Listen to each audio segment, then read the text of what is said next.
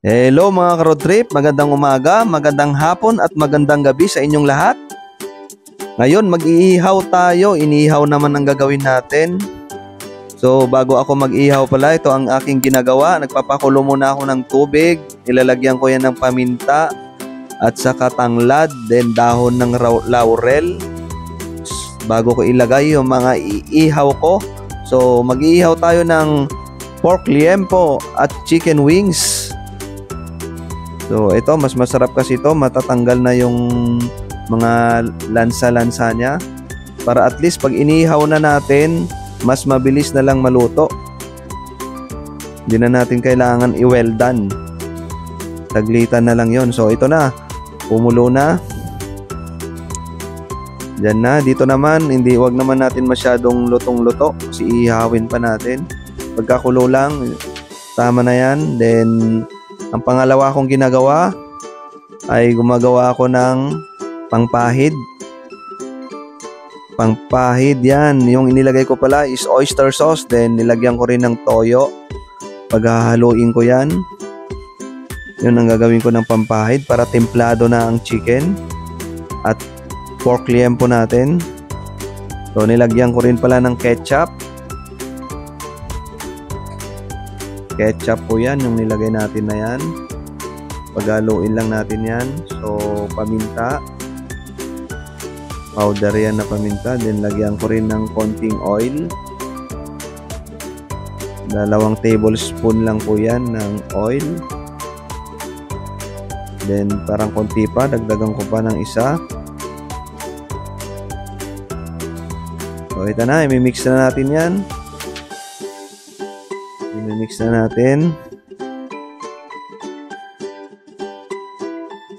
So ito na, ready na to.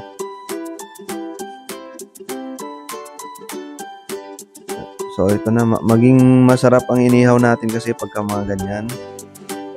Ganyan talaga ang procedure na ginagawa natin sa ating pag-iihaw. So ito na yung liempo. Papahira na natin.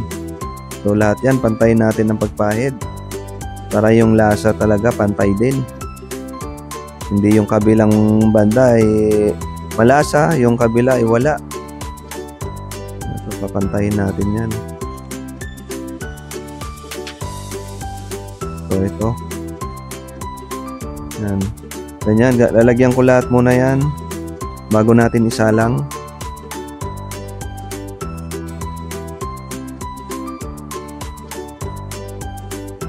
Pahiran natin.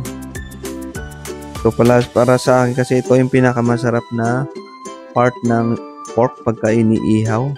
Itong liempo, belly. Kasi may konting taba siya at saka laman.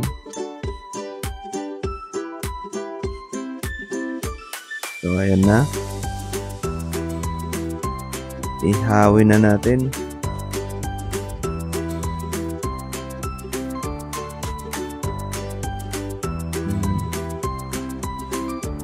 Yung pinag-ihawan pala natin yan, mas maganda kung lagyan natin ng konting, pinahiran ko pala kanina yan ng konting mantika para hindi dumikit yung iihaw natin.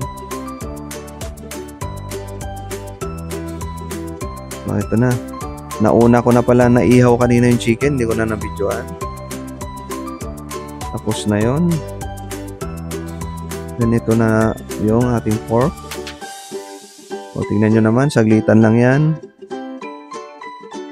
So ito na, ready na ang ating pulutan. Maraming salamat sa panonood mga ka-road trip. Hanggang sa ulitin. God bless sa inyong lahat.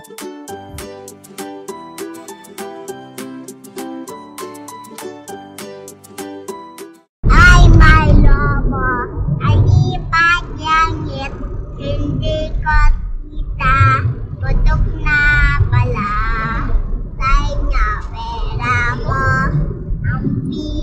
Lobo, pakain sana,